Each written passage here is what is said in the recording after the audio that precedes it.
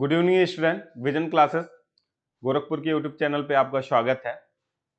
चलिएगा, आज हम एक नया वीडियो देखते हैं जो कि एल्डिहाइड कीटोन एंड कार्बोक्सिलिक है। इसमें हम इंपॉर्टेंस क्वेश्चन को देखेंगे जो हमारे प्रीवियस ईयर में आए हुए हैं। देखिएगा, क्वेश्चन हमारा क्या कहां से कहां तक होगा, तो क्वेश्चन होगा 2015 से 2024 तक के क्वेश्चन होंगे और सब क्वेश्चन कैसे होंगे, ऑब्जेक्टिव होंगे और यह काफी महत्वपूर्ण क्वेश्चन है जो कि हमारे बोर्ड में आने की संभावना है। चलिएगा, फर्स्ट क्वेश्चन देखिएगा, which one of the following has lowest pKa value. कौन इसमें से सबसे कम पीकेए वैल्यू रखता होगा। तो याद रखिएगा भाई कि पीकेए वैल्यू जो होती है वह एसिडिक स्ट्रेंथ के इनवर्सली प्रोपोर्शनल होती है। इनवर्सली प्रोपोर्शनल का मतलब उल्टा होता है भाई, सीधी सी बात याद रखना कि उल्टा होता है। जिसकी पीकेए की वैल्यू क्या होगी, कम होगी, वह ज्यादा एसिडिक स्ट्रेंथ होगा। तो मतलब कि इसमें जो सबसे ज्यादा एसिडिक होगा वह क्या होगा, उसकी पीकेए की वैल्यू क्या होगी, सबसे कम होगी। तो देखिए, पीकेए, केए और एसिडिक स्ट्रेंथ का रिलेशन पहले हम लोग देख लेते हैं, फिर और इसमें लगा देंगे ऑप्शन भी कि कौन सा होगा। तो देखिएगा, यहां पे मैं बता दे रहा हूं कि भाई जो के है, के जो होता है यह क्या होता है, इनवर्सली प्रोपोर्शनल होता है। इनवर्सली प्रोपोर्शनल किसके होता है भाई, इनवर्सली प्रोपोर्शनल होता है पीकेए के। या ऐसे लिख लीजिए कि भाई के is directly proportional acidic strength, acidic strength और इनवर्सली प्रोपोर्शनल टू पीके ए।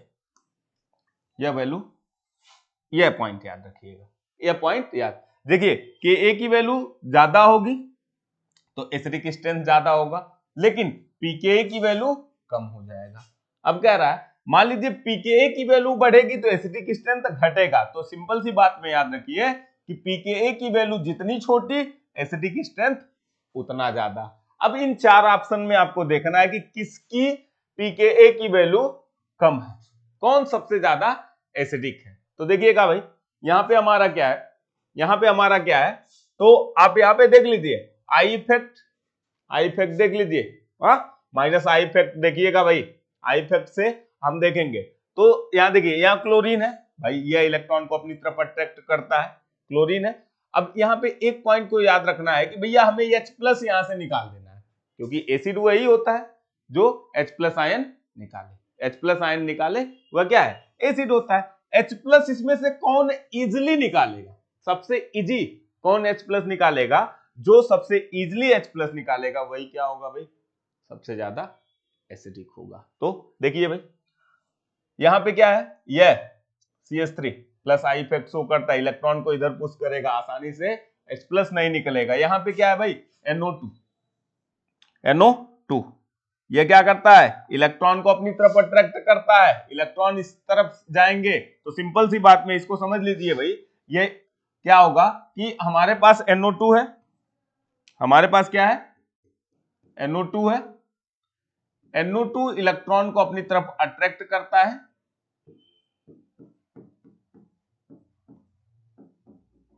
अब देखिए यह इलेक्ट्रॉन को अट्रैक्ट करेगा अपनी तरफ, तो यहां पे इलेक्ट्रॉन डेंसिटी क्या होगी, कम होगी, तो यह आसानी से इधर आ जाएगा। ठीक है ना, ऐसे ही क्लोरीन करता है लेकिन इसके कंपेयर में कम, इसके कंपेयर में कम। तो सबसे ज्यादा एसिडिक यहां पे कौन सा होगा, ये प्लस आई इफेक्ट शो करता है, यह माइनस आई इफेक्ट शो करता है, यह मेसोमेरिक इफेक्ट शो करता है भाई।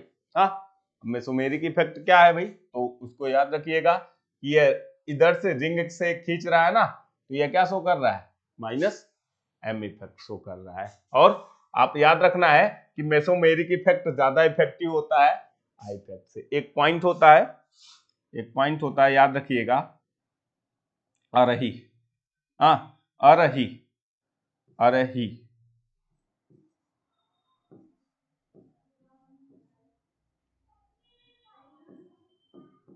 देखिएगा, सबसे ज्यादा कौन, एरोमेटिक, फिर उसके बाद रेजोनेंस या मेसोमेरिक कहते हैं, फिर हाइपर कॉन्जुगेशन एंड फिर आई। सबसे ज्यादा सबसे कम इफेक्टिव इन सब में क्या है, ये आई है। तो यह पॉइंट याद रखिएगा। इंडक्टिव इफेक्ट कम इफेक्टिव होता है, तो यहाँ सबसे ज्यादा इफेक्टिव कौन है भाई, ये आर इफेक्ट या मेसोमेरिक इफेक्ट। तो यह माइनस एम इफेक्ट शो करता है, ये इलेक्ट्रॉन को अपनी तरफ अट्रैक्ट करेगा और तेजी से अट्रैक्ट करेगा, जिसकी वजह से कह दिया गया कि यह ज्यादा एसिडिक स्ट्रेंथ इसकी है, और इसकी ज्यादा एसिडिक स्ट्रेंथ है इसलिए इसकी पीके की वैल्यू कम होगी, जिसका स्ट्रेंथ ज्यादा उसकी पीके की वैल्यू कम, ठीक है ना।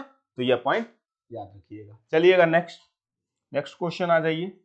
नेक्स्ट क्या है, among the following has lowest pK value, same है भाई, इन सब में किसकी पीके की वैल्यू सबसे कम होगी। तो इजिली यहां पे देख लीजिए भाई, सब के सब क्या शो कर रहे हैं, प्लस आई इफेक्ट शो कर रहे हैं, plus I effect.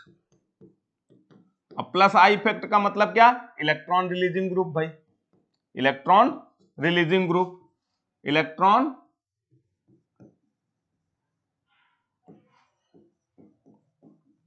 Releasing group, यहां सब के सब क्या जुड़े हुए हैं, इलेक्ट्रॉन रिलीजिंग ग्रुप है। तो देखिए भाई आसानी से अब इलेक्ट्रॉन, देखिए क्या कह रहा है भाई, सबसे लोवेस्ट किसकी होगी, तो जो आसानी से क्या कर रहा होगा, H प्लस आयन यहां पे निकाल देगा इसमें।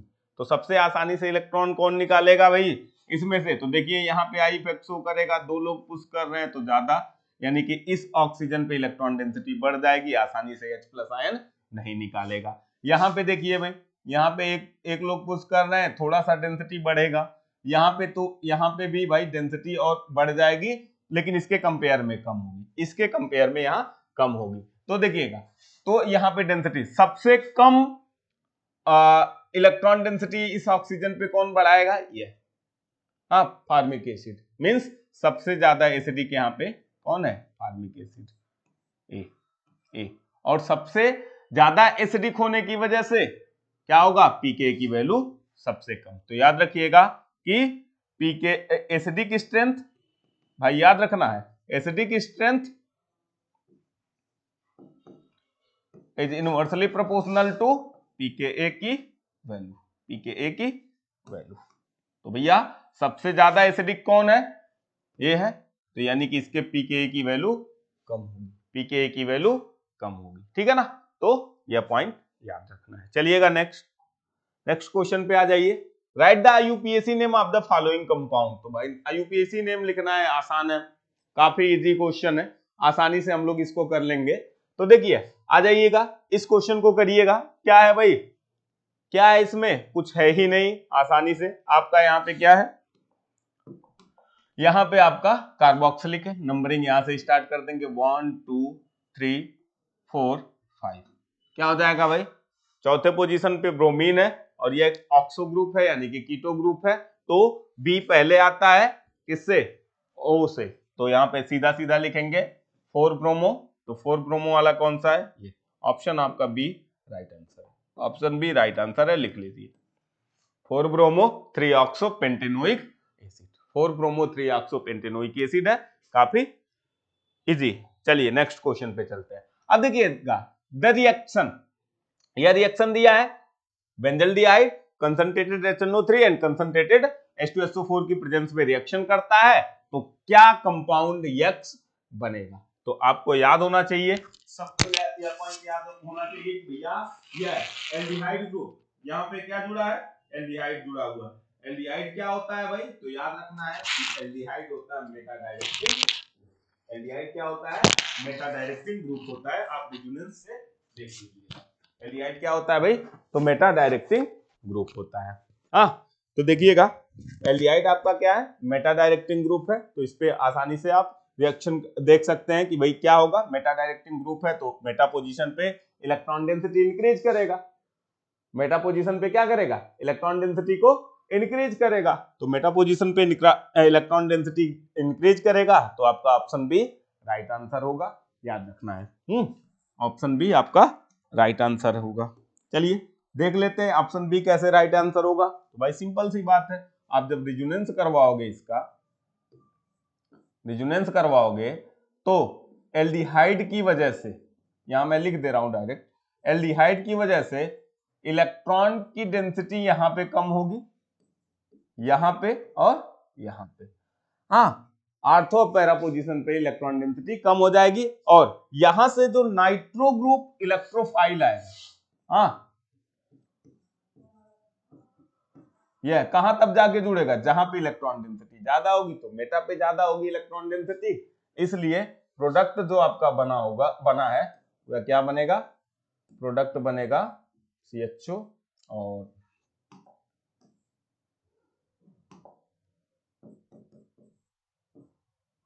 NO2, ठीक है ना, ये आपका प्रोडक्ट बनेगा। याद रखिएगा ये आपका प्रोडक्ट बनेगा, तो ऑप्शन बी आपका राइट आंसर होगा।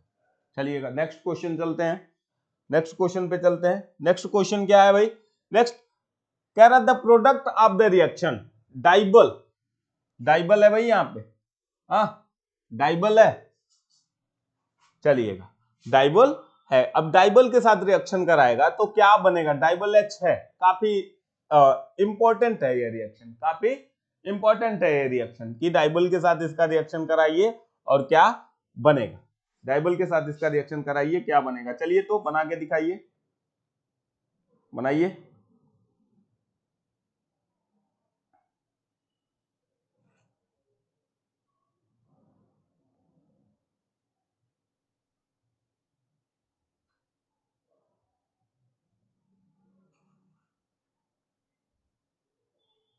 बनाइए जल्दी, ठीक है चलिए बना देते हैं भाई। देखिए डाइबल क्या होता है, एक यहाँ पे ये हाइड्रेशन करवा देता है, मतलब कि यहाँ पे सीधा सीधा बात कर दे कि हाइड्रोजिनेशन करवाता है, क्या करवाता है, हाइड्रोजिनेशन करवाता है, हाइड्रोजिनेशन मतलब कि हाइड्रोजन का जुड़ना, हाइड्रोजन का जुड़ना, और यह कहाँ जोड़ेगा, साइनाइड पे। तो सबसे पहले यहाँ पे हम लोग इसका रिडक्शन कराएंगे, हाइड्रोजिनेशन या रिडक्शन की बात करता है, तो सबसे पहले हम लोग क्या कराएंगे, इसका रिडक्शन कराएंगे, यहाँ पे हाइड्रोजन जोड़ेंगे, फिर इसका हाइड्रोलिसिस करा देंगे। तो देखिए क्या बनेगा भाई, तो बनेगा CH3 CH double bond CH C triple bond N। अब देखिए क्या कर देते हैं भाई, इसका रिएक्शन हम लोग हाइड्रेशन कराएंगे इसकी प्रेजेंस में, डाइबल की प्रेजेंस में DIBAL और H, तो रिएक्शन कराएंगे। तो यहां से देखिएगा यहां पे क्या होगा, एक बॉन्ड टूटेगा, दो हाइड्रोजन दोनों साइड में जुड़ेगा, तो बनेगा CH3 CH double bond CH CH double bond N, ठीक है, NH बन जाएगा, यह बन जाएगा। अब इसका देखिएगा, अब ध्यान से देखिएगा, अब इसका हम लोग हाइड्रोलिसिस करा देते हैं, 2 टाइम्स हाइड्रोलिसिस करा देंगे, तो देखिए क्या बन जाएगा, यह बनेगा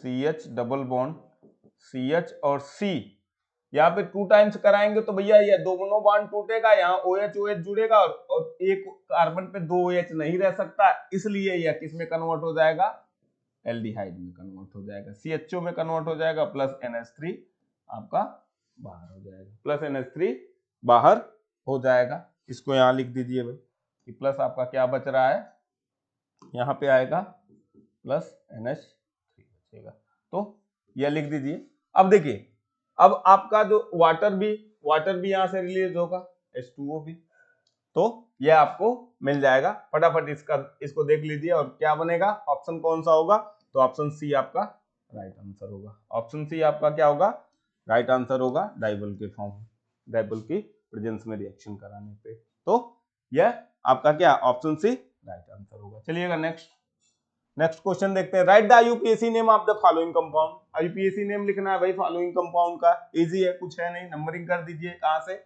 यहां से भाई, यहाँ पे कार्बोक्सिलिक जुड़ा है, नंबरिंग करिए 1 2 3 4, क्या भाई इतना इजी है, इतना इजी है, क्या होगा भाई 2,2 डाई मिथाइल और क्या बनेगा, 4 कार्बन है, ब्यूटेनोइक एसिड, बस यही है, इजी है, फटाफट हो गया, इजी है। चलिए नेक्स्ट क्वेश्चन पे चलते हैं। नेक्स्ट क्वेश्चन आपका क्या है, नेक्स्ट क्वेश्चन है iodoform test is not given by, कौन सा इसमें आइडोफॉर्म टेस्ट नहीं देगा, कौन सा इसमें आइडोफॉर्म टेस्ट नहीं देगा। एक एथेनॉल है, एथेनॉल है, पेंटेन 2 ओन है और पेंटेन 3 ओन है। तो देखिए कौन सा इसमें से आइडोफॉर्म टेस्ट नहीं देगा, तो यह भी देगा, यह भी देगा, यह भी देगा, तो यही नहीं देगा। क्यों नहीं देगा, यह कंडीशन देख लीजिए क्यों नहीं। पेंटेन 3 ओन है, CH3 CH2 C double bond O और CH2 एंड CH3, यह पेंटेन 3 ओन है। देखिए अगर जो कीटोन में आइडोफॉर्म टेस्ट देखना हो तो एक कंडीशन होता है भाई, कि एक कंडीशन क्या होता है कीटोन में आइडोफॉर्म टेस्ट देखने के लिए, आपका कंडीशन क्या है, तो हमेशा याद रखिएगा कि भाई कुछ इस तरह का कंपाउंड बने, तब यह क्या करेगा, तब यह आइडोफॉर्म टेस्ट देगा। याद रखना कि अगर जो इस तरह का है तो यह देगा, अगर जो यही यहां चला जाता तो देता। जैसे पेंटेन 2 ओन आपका क्या देता कि आइडोफॉर्म टेस्ट देता। तो कंपाउंड कैसा होना चाहिए, इस तरह के कंपाउंड होने चाहिए आइडोफॉर्म टेस्ट देने के लिए। तो याद रखिएगा कि इस तरह के कंपाउंड होंगे कहीं तो आइडोफॉर्म टेस्ट देगा कीटोन में, अदरवाइज नहीं देगा, अदरवाइज नहीं देगा। ये 3 है, अगर जो 2 ओन होता तो ये टेस्ट देता, जबकि 3 ओन है तो ये टेस्ट नहीं देगा। तो आपका फाइनली यह इस तरह का कंपाउंड होना चाहिए, जिसकी वजह से वह देखिए इस तरह का कंपाउंड होना चाहिए, तब वह क्या करेगा, आइडोफॉर्म टेस्ट देगा। ठीक है ना।